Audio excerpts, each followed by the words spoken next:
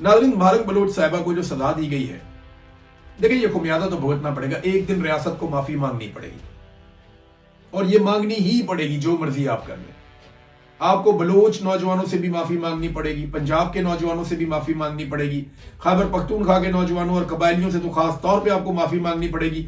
और अब कश्मीरी भी आपको माफी मांगने पर मजबूर इसलिए करेंगे कि आपने उनके साथ बड़ी ज्यादती कर दी है।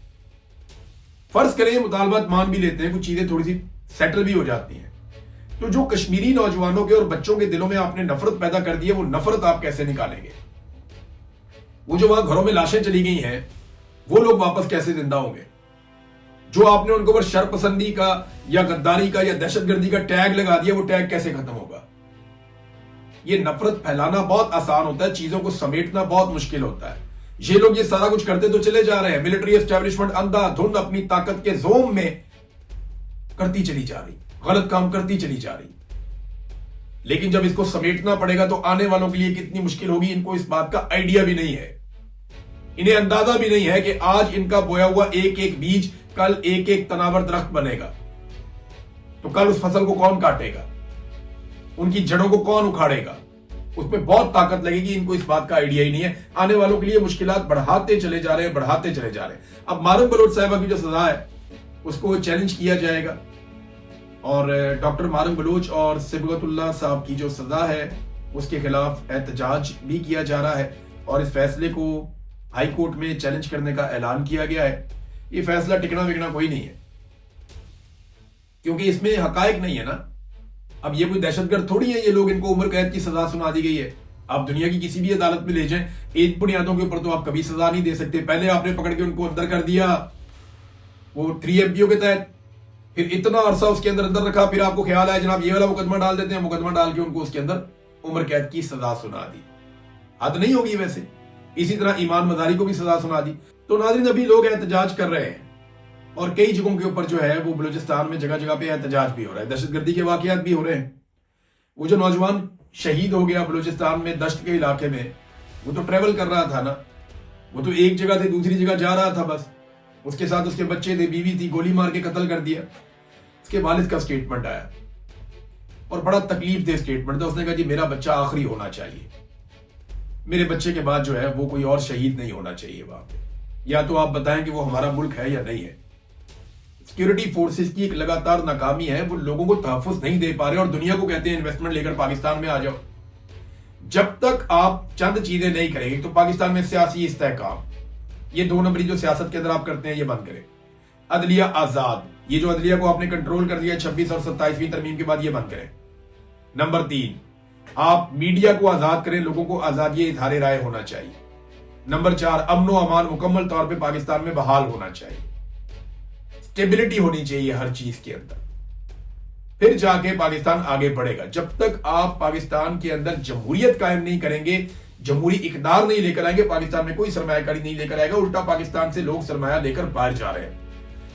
नाज़रीन, PIA जो है वो मुकम्मल तौर पे बिक गया, हैंड ओवर कर दिया गया नए मालिकों के। और जो नए मालिक हैं, अब ये एक प्राइवेट ऑर्गेनाइजेशन है, यानी प्राइवेट एयरलाइन PIA, ये मुकम्मल तौर पे बिक गया। इसका नया बोर्ड ऑफ डायरेक्टर्स भी बन गया है और इसमें लेफ्टिनेंट जनरल रिटायर अनवार अली हैदर जो है, उन्हें इस कंसोर्शियम का चेयरमैन बनाया गया है। तो आप समझ गए कि किसने खरीदा है। यहां पे भी एक रिटायर्ड लेफ्टिनेंट जनरल को लाके बिठा दिया गया। अब देखें ना, इतने बड़े बड़े कारोबारी लोग हैं, 3-4 ग्रुप हैं, उन सबके नाम आ रहे थे, उनमें से कोई इस काबिल नहीं है कि वो इसका चेयरमैन बने।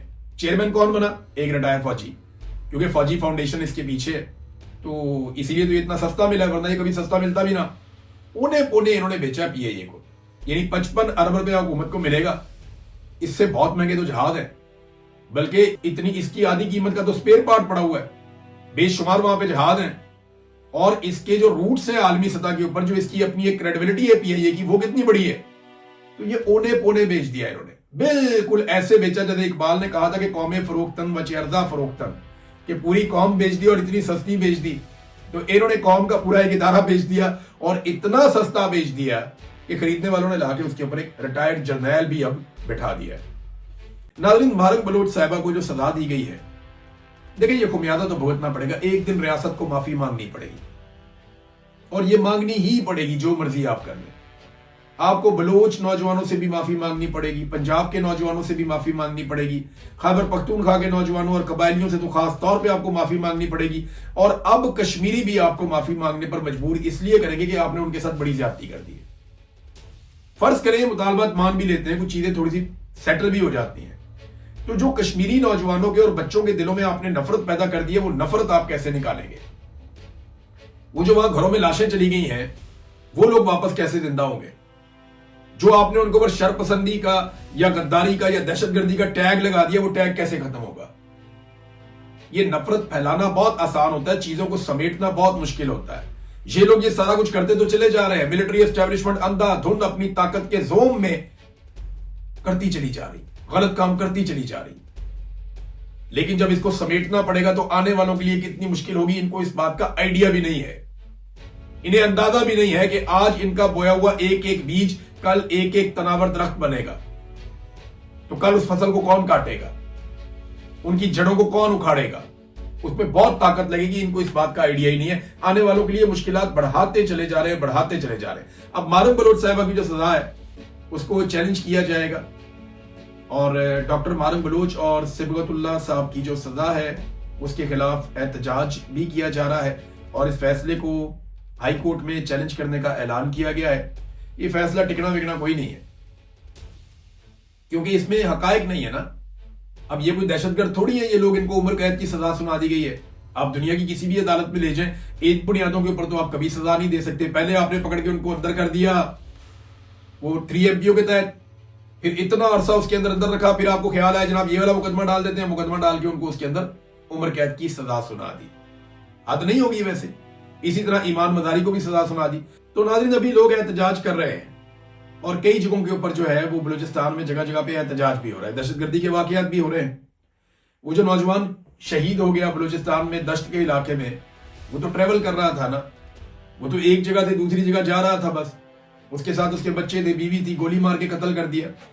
اس کے والد کا سٹیٹمنٹ آیا، اور بڑا تکلیف دہ سٹیٹمنٹ تھا۔ اس نے کہا جی میرا بچہ آخری ہونا چاہیے، میرے بچے کے بعد جو ہے وہ کوئی اور شہید نہیں ہونا چاہیے وہاں پہ، یا تو آپ بتائیں کہ وہ ہمارا ملک ہے یا نہیں ہے۔ سیکیورٹی فورسز کی ایک لگاتار ناکامی ہے، وہ لوگوں کو تحفظ نہیں دے پا رہے، اور دنیا کو کہتے ہیں انویسٹمنٹ لے کر پاکستان میں آ جاؤ۔ جب تک آپ چند چیزیں نہیں کریں گے تو پاکستان میں سیاسی استحکام، یہ 2 نمبری جو سیاست کے اندر آپ کرتے ہیں یہ بند کریں۔ عدلیہ آزاد، یہ جو عدلیہ کو آپ نے کنٹرول کر دیا 26 اور 27ویں ترمیم کے بعد، یہ بند کریں۔ نمبر 3، آپ میڈیا کو آزاد کریں، لوگوں کو آزادی اظہار رائے ہونا چاہیے۔ نمبر 4، امن و امان مکمل طور پہ پاکستان میں بحال ہونا چاہیے، اسٹیبلٹی ہونی چاہیے ہر چیز کے اندر، پھر جا کے پاکستان آگے بڑھے گا۔ جب تک آپ پاکستان کے اندر جمہوریت قائم نہیں کریں گے، جمہوری اقدار نہیں لے کر آئیں گے، پاکستان میں کوئی سرمایہ کاری نہیں لے کر آئے گا، الٹا پاکستان سے لوگ سرمایہ لے کر باہر جا رہے ہیں۔